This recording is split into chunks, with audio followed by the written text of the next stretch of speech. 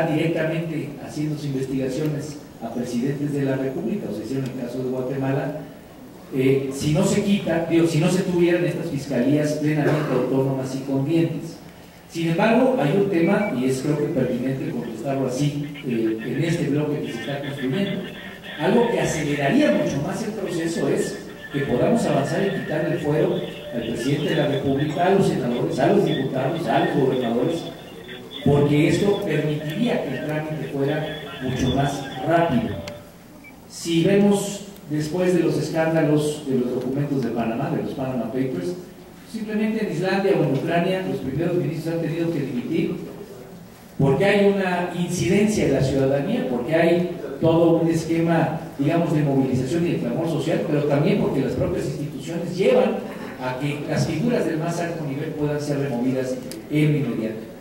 Queremos un sistema que pueda, si es que se comprueban actividades ilícitas desde el presidente de la República hasta el más humilde, por así decirlo, de los municipios, el presidente municipal, que logre ir hasta las últimas consecuencias. Es necesario ir a la cárcel a autoridades de este tipo, que esto ocurra. Esto lo permite el sistema, pero una figura que ayudaría mucho es que quitemos el fuero desde el presidente hasta los presidentes.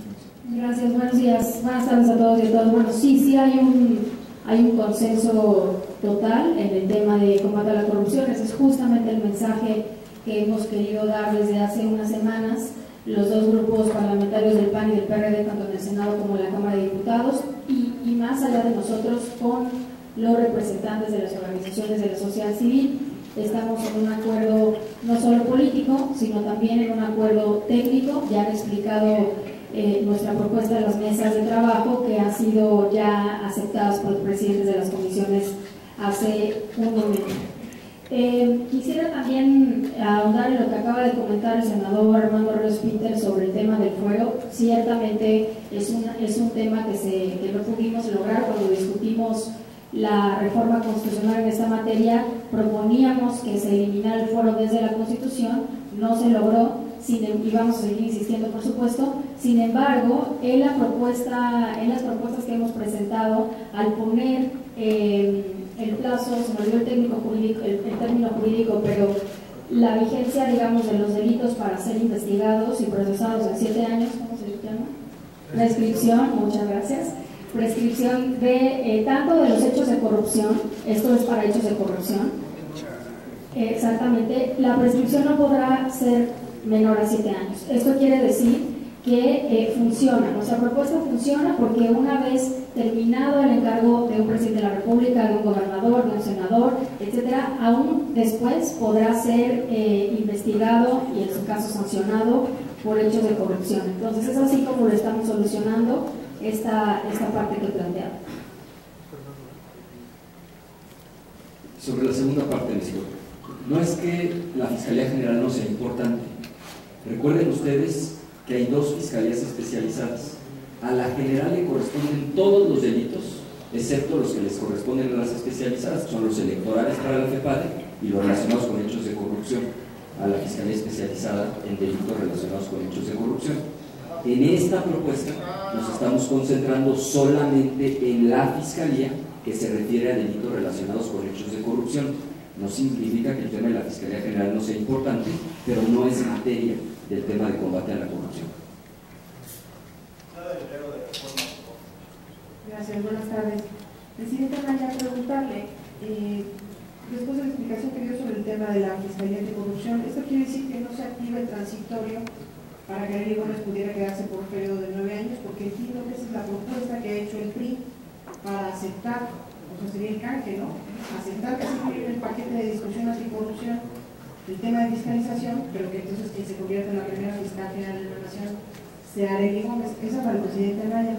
A los coordinadores del PAN y PRD en el Senado, preguntarles si la importancia de este paquete anticorrupción es tal que estarían dispuestos a condicionar el resto de las reformas que están procesándose a que se apruebe esta reforma. Es decir, si el paquete anticorrupción pudiera atorar el resto de los temas como mando policial, desaparición forzada, tortura, todos los pendientes que tienen. A los dos presidentes de los partidos quisiera preguntarles qué le pedirían al presidente Peña Nieto, porque finalmente en una escritura lineal como la que se maneja el PRI, supongo que sus legisladores siguen las instrucciones del Ejecutivo. Entonces, ¿qué le pedirían a él frente a la discusión que está dando en el tema de corrupción? Y finalmente al coordinador de la Cámara, preguntarle, diputado. Intento contestar la primera pregunta. No es que no se active, es que son dos cosas que corren por cuerda completamente separada. Tienes razón, Claudia, cuando tú señalas que esa reforma constitucional establece que cuando haya ley orgánica de la Fiscalía, requisito número 1, y requisito número 2, cuando se haga una declaratoria por parte del Congreso de la Unión, entonces sí, quien sea Procurador General de la República pasará a ser fiscal y ocupará el cargo por un periodo prolongado. Esa discusión nada tiene que ver con lo que nosotros estamos planteando. Lo que nosotros estamos planteando es reformar una ley que hoy sí está vigente, que es la Ley Orgánica de la PGR, darle facultades, dientes, se ha dicho aquí de manera metafórica, al fiscal especializado en delitos relacionados con hechos de corrupción, y que el Senado lo nombre de manera directa, sin intervención del Ejecutivo, en base al transitorio de la reforma constitucional. Que en algún momento distinto y en una discusión absolutamente paralela, en algún momento habrá ley orgánica de la Fiscalía y el Senado definirá quién es la o el procurador en turno que se convierte en fiscal. Esa es una discusión completamente distinta. Y segundo, contestando a la pregunta, no hemos recibido de manera formal en ningún momento de parte del PRI la solicitud de que esta reforma vaya a cambio de que la actual procuradora se convierta en fiscal. Yo no conozco esa propuesta y lo que me indican es que no ha habido ese planteamiento de manera formal. Dudo mucho que alguien vaya a tener la ocurrencia de hacer una propuesta de esa naturaleza. A ver, sobre lo que me toca a mí, ¿qué le pediríamos al presidente de la República? Pues que vuelva a realidad su discurso en materia de anticorrupción, en el tema de anticorrupción, se vuelva a realidad ahora que estamos en el tema de las leyes secundarias, que realmente su partido esté dispuesto y tenga voluntad política para que las leyes anticorrupción sean acordes a lo alcanzado en la Constitución, que no traten de frenar lo alcanzado o revertirlo, y que se mantenga al margen, que no intervenga después y no pretenda intervenir a la hora de los nombramientos. Ya hemos visto que ha pasado en otros ámbitos. Hay una intención de restauración del viejo régimen autoritario en marcha, el gobierno federal la tiene en marcha, y eso presupone, es parte fundamental de ese sistema, de ese régimen autoritario, el que el Ejecutivo tenga preeminencia sobre los otros poderes y además que no tenga contrapesos. La autonomía es una palabra clave aquí. Si realmente vamos a combatir la corrupción, tenemos que tener órganos y personas autónomas.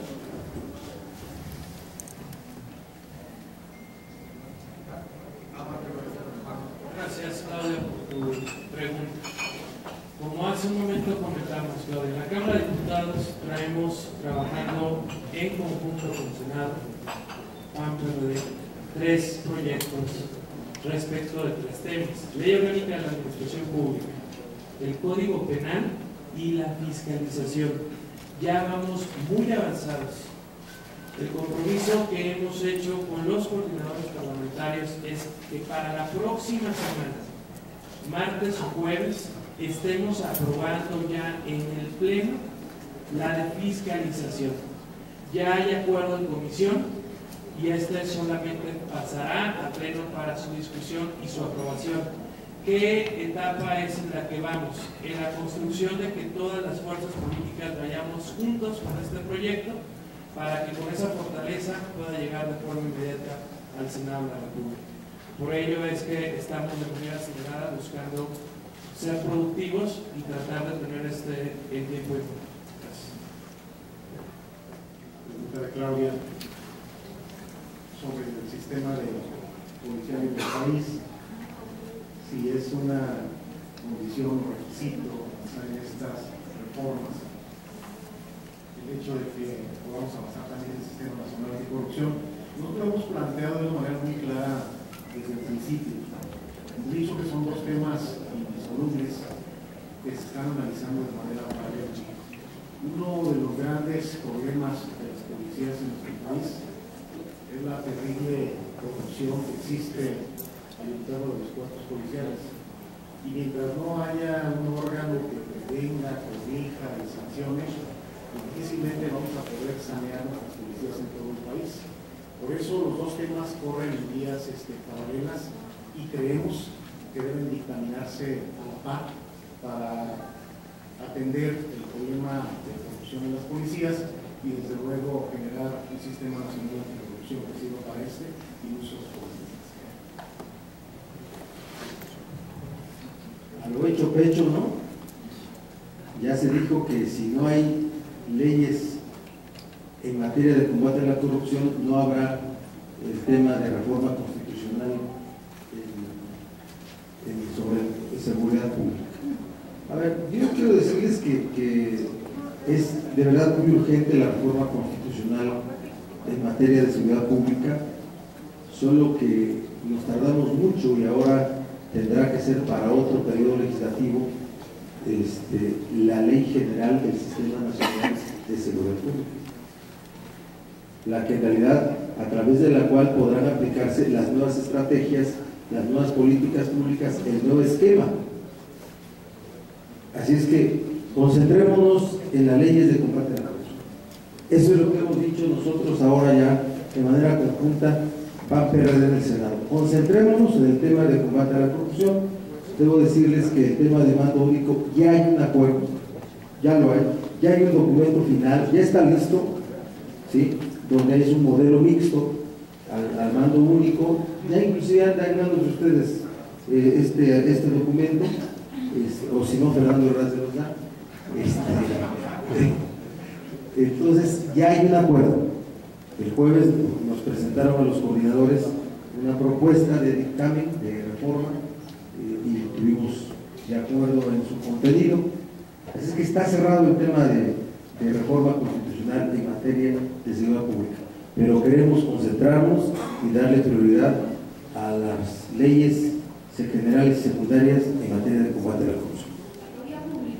Cuando también en el Senado se canceló este tema de convocatoria pública, estaban explorando hacer una invitación a especialistas para hablar de este tema. En segunda instancia, preguntar, ustedes van por la declaración fiscal de los funcionarios, que no se ha incluido en este documento de trabajo, pero en caso de que se apruebe lo de declaración fiscal, ¿va a ser completa o va a estar mocha? Porque desde la plataforma 3 de 3 hubo acuerdos de varios legisladores para que se presentaran sus pagos solamente como funcionarios públicos, pero no sus actividades empresariales. Y en tercera instancia, si tienen un tiempo límite para que pueda hacer este audit anticorrupción, porque lo mismo pueden ustedes presionar y haber consenso para esta o la próxima semana y que se apruebe el paquete, como lo mismo ustedes pueden salir de esta legislatura y dejar el pendiente. Gracias.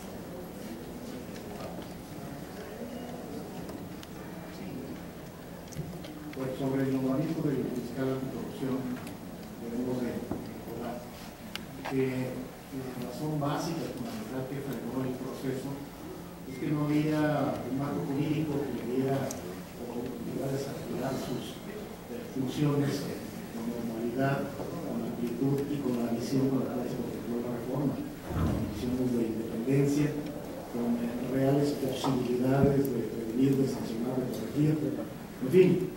No eran las condiciones propicias para nombrar un fiscal en esas condiciones. No se trataba de hacer un organismo nada más por llenar dentro de este figura orgánica de un hombre, sino tener un fiscal con verdaderos atributos, con verdaderas posibilidades de desempeñar la función en el esquema que conceptualmente se diseña. Esa fue la razón. Vamos a ponernos de acuerdo sobre la forma, sobre la manera de hacer una convocatoria para que acudan los profesionistas, las personas que tengan las características que ya aquí hemos señalado, que sea una visión de Estado, que no tengan perfiles partidistas, que no tengan intereses particulares, que no anden buscando quedar bien con los funcionarios del turno para conseguir una chamba después, sino que sean garantes de una conducta de seguridad nacional. Todos los ingresos de una persona física, incluidos desde luego los que se perciben a nivel público, los profesionales, las empresariales, etcétera, que no incluya una sola de esas partidas, es una declaración que no tiene ninguna razón de ser, de ponerse en la plataforma. Tienen que estar necesariamente todos los ingresos, si no, no tiene absolutamente ninguna posibilidad de considerar cifras certeras, cifras certeras. Sobre el fiscal, solo complementar, queremos un fiscal o una fiscal de hierro, no de papel. Por eso, primero la reforma a la ley orgánica de la PGR, para darle fuerza, para garantizar que tiene todos los elementos necesarios para investigar a los corruptos y poder entonces sí ejercer acción penal y que un juez dicte la sentencia correspondiente que lleve a los corruptos a la cárcel. El orden es ese: primero la reforma a la ley orgánica e inmediatamente después el nombramiento de la o el fiscal. Permítanme nada más comentar al final, porque tiene que ver con varias de las preguntas que se han hecho. La corrupción no es un fenómeno cultural, como dijo el presidente hace tiempo. La corrupción tiene un origen racional, de incentivos perversos, de incentivos que hacen que sea más barato, más práctico, más conveniente evadir o violar la ley que cumplir. Mientras estén esos incentivos, racionalmente habrá una tendencia, una proclividad a la corrupción. Lo demás es una inercia. Hay una inercia cultural de la corrupción, pero el origen no es cultural. Cuidado con esa diferencia, porque cuando se dice la corrupción es cultural, básicamente lo que nos están diciendo es acostúmbrense porque le vamos a seguir. La corrupción es un fenómeno de incentivos racionales. Cuando las leyes están bien hechas y se ejecutan, y los incentivos son para que no convenga corromperse, para que convenga mantenerse en la legalidad, la gente, la mayoría de la gente va a estar dentro de la legalidad, desde arriba hasta abajo. Lo demás es inercia, no confundamos. Gracias.